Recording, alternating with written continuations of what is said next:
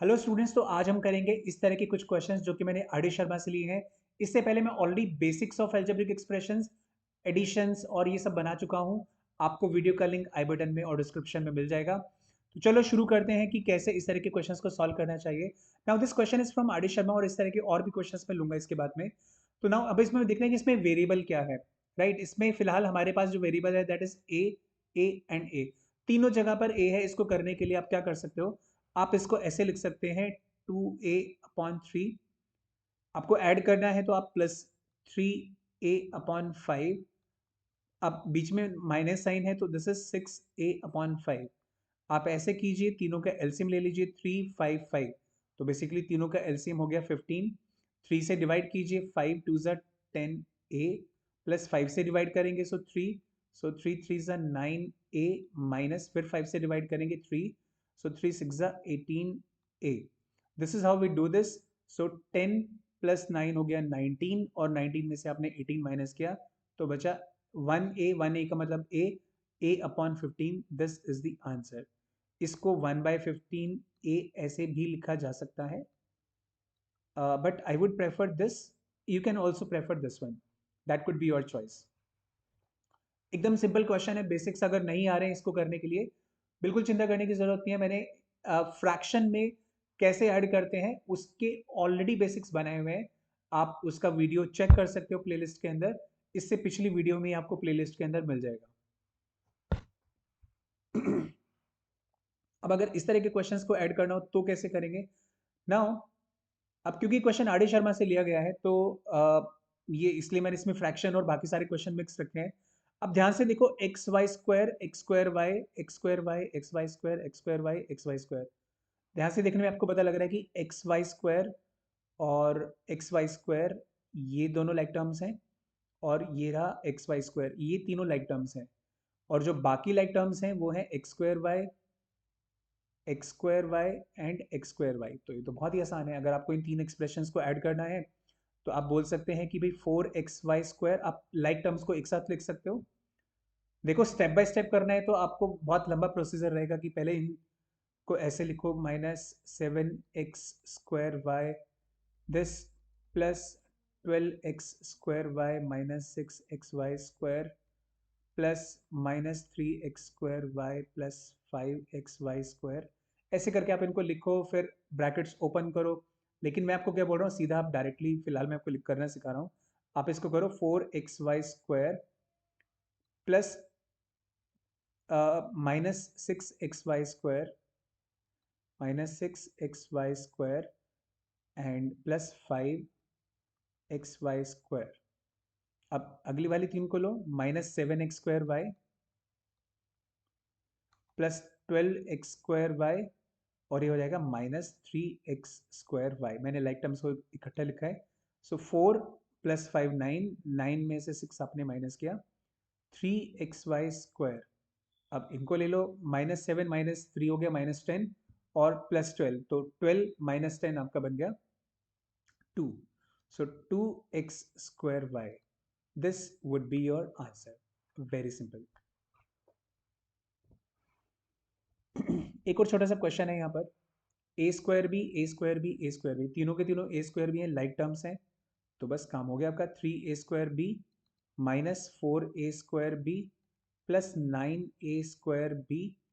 और देख लो कि पहले पॉजिटिव्स को ऐड कर लो तो ये 3 plus 9 12, 12 minus 4 is 8, 8a²b। That's your answer. Okay, next question पे चलते हैं। अब इसमें देखो A B C, A B C, A B C, तो आपका एकदम फंडा क्लियर है। तो आपने लाइक टर्म्स को एक साथ रखना है। आप इसको लिख सकते हैं 3a/2 और यहाँ से आपने लिया प्लस 2/3a। फिर आपने यहाँ पर लिया प्लस 5/3a। आप ऐसे लिखो या a को ऊपर लिखो, it's one and the same thing. Now because हमारे पास ब्रेथ में बहुत सारा स्पेस नहीं है, हम इसको अलग अलग कर सकते हैं। बट इन तीनों का एलसीएम आएगा 3 2 6। 2 से डिवाइड किया 3 3 9a, 3 से डिवाइड किया 2 सो 4a, फिर 3 से डिवाइड किया तो 2 5 10a। तो इतने वाले पार्ट का आंसर आपका बन गया कोई नेगेटिव तो नहीं है, नहीं ए में कोई भी नेगेटिव नहीं है। सो 13 23 ए अपॉन 6, इतना पार्ट क्लियर हुआ। ऐसे ही करके आप बी ले लेंगे, -5/4 b, -7/2 b and +5/2 b. And so now what you are going to do is, मेरे पास स्पेस की कमी पड़ने वाली है, so what you can do is ऐसे ही आप सी सॉल्व करेंगे और उन सबको ऐड कर देंगे। अगर आपके पास काफ़ी ब्रेथ वाली शीट है तो तीनों को एक साथ लिखे कंटिन्यूटी में, यहीं पर आप बी वाले लिखें एक्सप्रेशन, फिर यहीं पर आप सी वाले एक्सप्रेशन लिखें, इतने का अलग सॉल्व करें, इतने का अलग सॉल्व करें, like this, that will be the best way. Now अब सी के लिए क्या काम करने वाले हैं हम बी के लिए। सो 4 एलसीएम, 4 से डिवाइड किया 1, तो 1 5 ज़ा 5 -5 बी, 2 से डिवाइड किया तो इट्स 2 7 ज़ा 14 -14 बी, फिर 2 से डिवाइड किया तो 2 5 ज़ा 10 b. So now this happens -19 + 10 -9 b by 4। इस तरह से आप सी को सॉल्व करेंगे और तीनों को फिर एक साथ लिख देंगे, 23a/6 -9b/4 प्लस माइनस जो भी सी का आएगा, that you will write as an answer, that I am leaving up to you. अब इसमें देखना क्या है, एक्स वाई, दूसरा एक्स वाई ये रहा, तो ये दोनों लाइक टर्म्स हैं, इनको सॉल्व करना है, वाई एंड वाई, तो इन दोनों को एक साथ सॉल्व करना है, एक्स एंड एक्स, इन दोनों को एक साथ सॉल्व करना है। This is what is to be taken care of. तो इसमें हम एक साथ लिख लेते हैं, कोशिश करते हैं कि इसी स्पेस में मैनेज कर लें। 11/2 x y -13/7 x y plus 12/5 y -11/2 y plus 13/7 x and -12/5 x. मैंने 6 की 6 टर्म्स को कंटिन्यूटी में लिख लिया है। अब इन दोनों का एलसीएम 14, तो now this becomes 77xy minus 26xy plus इन दोनों का एलसीएम 10, सो इसको हम कर लेते हैं 24y minus 55y and then plus ये हो गया 35, तो 65x minus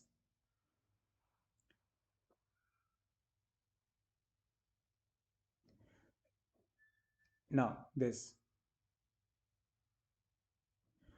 Okay, so now what to do, अब इसमें आप इसको सॉल्व कीजिए। So you can write what is 77 minus 26xy, so 7 minus x 1, 7 minus 2 5, so 51xy over 14, and likewise आप इसको सॉल्व कीजिए एंड इसको सॉल्व कीजिए, and that will give you the answer very easily. ये वाला टर्म आपका एकदम क्लियर है, इसको फर्दर सिंप्लीफाई नहीं किया जा सकता। This is how you solve this particular question. तो साथ में सॉल्व कर लेते हैं। सो 24 माइनस 55, तो ये हो जाएगा माइनस में इधर आएगा, so this will be minus 5 minus 4 1, 5 minus 2 3, 31/10 y, और प्लस आप इधर लिखेंगे, सो ये भी माइनस आएगा, अभी हम यहाँ से प्लस हटा देंगे बाद में। सो 14 minus 5 is 9, 7 minus 6 is 1. So this will give you the answers, and finally the answer will be 51 by 14 xy minus 31 over 10 y minus 19 over 35 x. This is the answer. तो बेटा इस तरह से क्वेश्चंस को सॉल्व करते हैं, and finally there is the last question for you. So this question I'm leaving for you. Solve it and write in the comment box how did you find the question, easy, medium or difficult. Thank you so much for keep tuning, keep learning and stay happy.